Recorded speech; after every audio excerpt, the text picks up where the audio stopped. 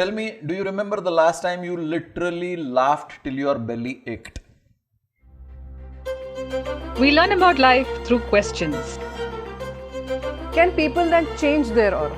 Do they happen through the subconscious mind? How do we get rid of it? Does that really help? Can we enhance it more than what it is? To answer some of these, Mr. Praveen Mankar, founder of Pratibimblife Charitable Trust, brings to you Face to Face.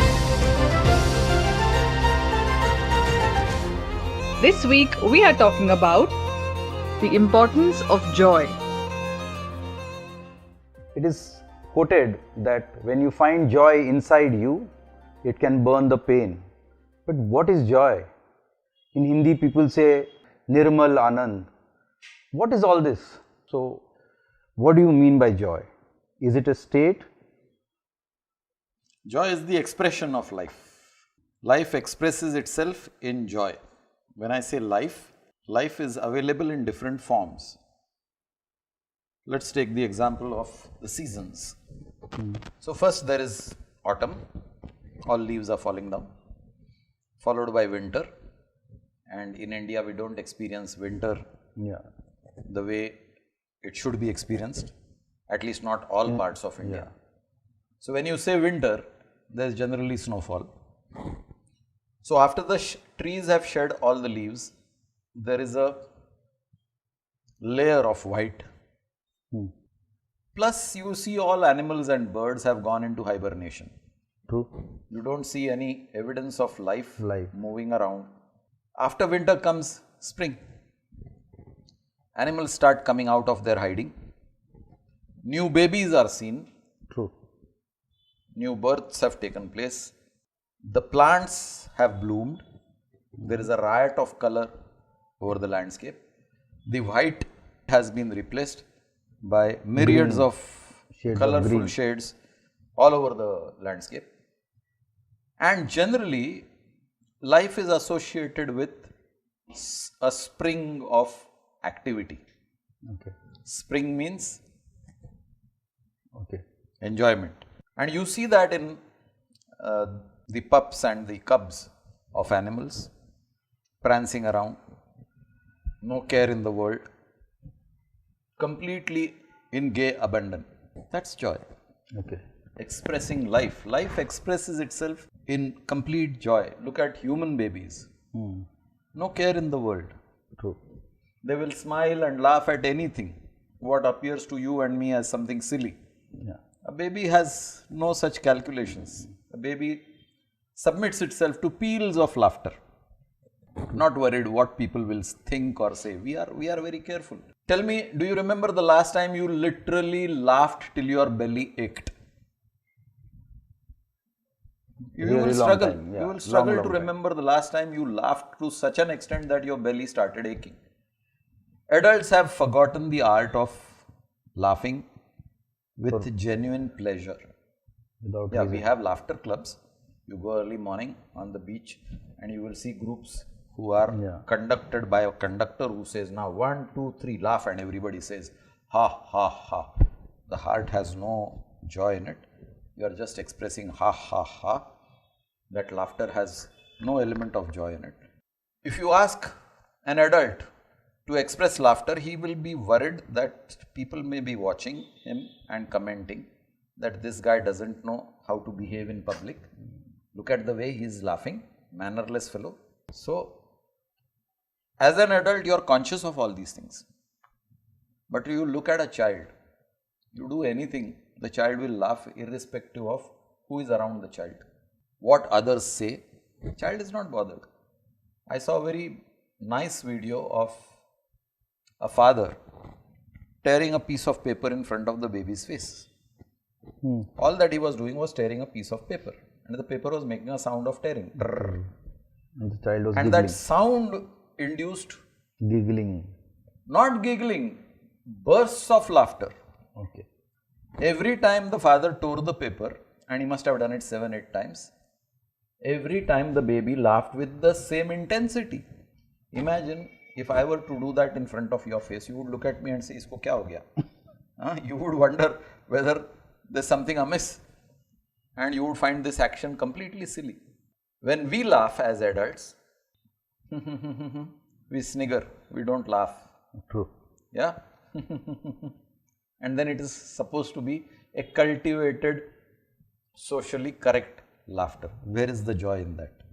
So, what is so important about joy that we need to be, it's always said, you know, in all different facets of living, spirituality or otherwise, that be in a state of joy. Why is it so much important? Medically speaking, when you are laughing out loud, you are exercising your respiratory system. Okay. You are throwing out air in large volumes. You are naturally compelled to take air in equally large volumes because you have thrown out air in large volumes. So, it is assisting your respiratory system. Those peals of laughter, the huge guffaw, is exercising your circulatory system, your chest. You see when they do CPR, Yeah. they pump the chest. Yeah. When you are laughing, you are actually pumping your chest. Pumping, yeah. So, your heart is getting beautifully exercised when you laugh. At the mental level, this is at the physical level. At the mental level, there is no care in the world when you are laughing out loud.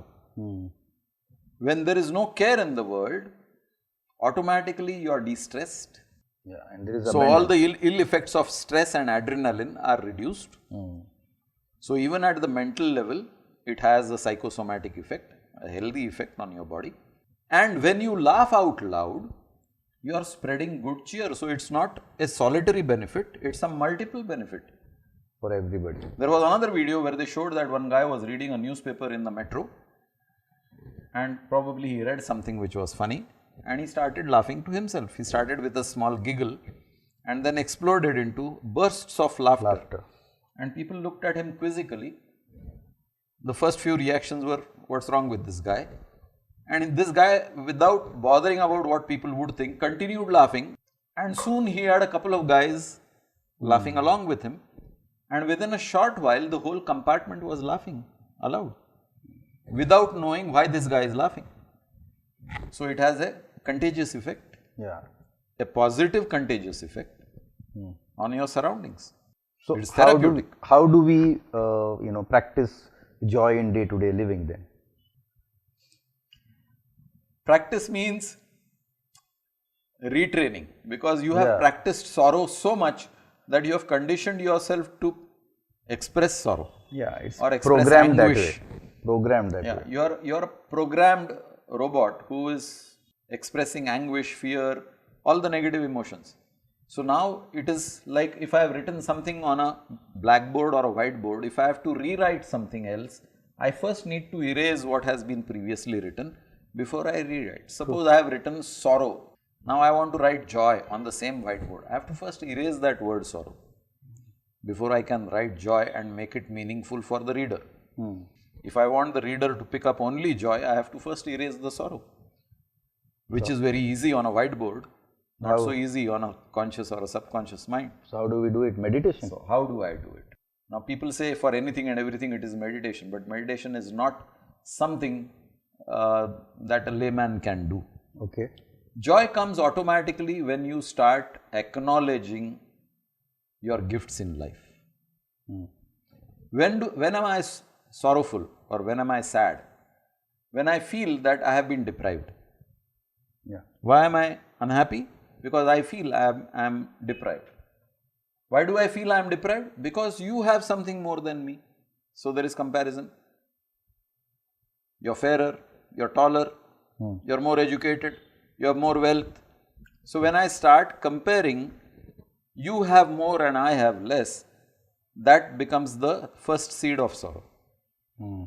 At that time, I as a comparer am not considering the fact that while you have more of certain things as compared with me, there is a huge group that has much less. True. Now, if I look at that group, I should be happy that I have much more than these guys. But I choose to look at you and make myself unhappy. I have a choice to look at a place which would make me happy. I don't exercise that choice. So you can practice looking at I should blessings. practice at what I have received in life. As compared to the guy who doesn't have food, I have food. As compared to the guy who doesn't have clothes, I have clothes. As compared to the guy who doesn't have education, I have education. I have so many privileges. To count these blessings. These are my blessings. And if I sit down and seriously list down all the goodies that I have received in life, they will far outnumber the negatives that are there in my life. I mean, every finger of mine is functioning. There are people who have no fingers. I've got 10 fingers, all are functioning. I've got 10 toes, all intact. No, Why do I take it for granted that it is supposed to be so? There are so many who have lost their hands, fingers, amputated, gangrene. Yeah. So when I compare with those, I should be thankful. I've got healthy fingers, they are functional, I can hold things. So we can say for being in a state of joy, the stepping stone is first count our blessings. Acknowledge. Acknowledge them, right? Yes. Be happy about what you have. Yes. So what is the next thing to do? The next thing is to celebrate. Celebrate. Yes, we don't celebrate. So celebration is the second part of. Celebration is an exhibition of joy. Not celebration to show that I am wealthy. Yes. I can afford it. No, that's a different objective. We are talking of celebrate to genuinely express that yes, I am happy the way I am. I am happy for what I have. And I want to share it with others. Yeah. Celebration cannot be done alone. Why is it said that joy, gratitude and reverence, they're all a triad, or they're all part and parcel of one whole thing? Because in India, let us say, in day-to-day living or the way we have been brought up, we already have some, because of religious sentiments, reverence and giving is part of the culture, let us say. But joy is again a part of it now, as you said. And then why all these three things are linked together? Keep aside the religions, keep aside the upbringing, keep aside the traditions and peculiarities of different cultures and nations. Just look at a living entity. Look at a dog, a living entity. You feed the dog, it wags its tail in gratitude. Okay. It looks at you with joy that here is a guy caring for me, feeding me. Wags its tail, expressing thanks. Comes to you repeatedly, naturally expecting the same kind of treatment. So there is a reverence. He doesn't bark at you. He doesn't growl at you. He's patient. Whether you give or you don't give, he patiently waits. He doesn't force you to give. He will patiently wait, wagging its tail, looking expectant. And that's it. That living entity, who doesn't have the power of speech which you and I have, is expressing his joy that you have taken care of him, given him food, is having trust in you, is coming back to you, expressing gratitude through his tail wagging, and he is also respecting you, not encroaching on you or not forcing you to do certain things. So if a dog can do it, why can't a so-called superior intelligence of a human being learn from that dog? True. Let's all start from today. Let us practice joy. Count our blessings, start giving, feel happy, feel joyful. If you have some questions about life, please connect with us. Do not forget to like, share, subscribe, and press the bell icon for weekly updates.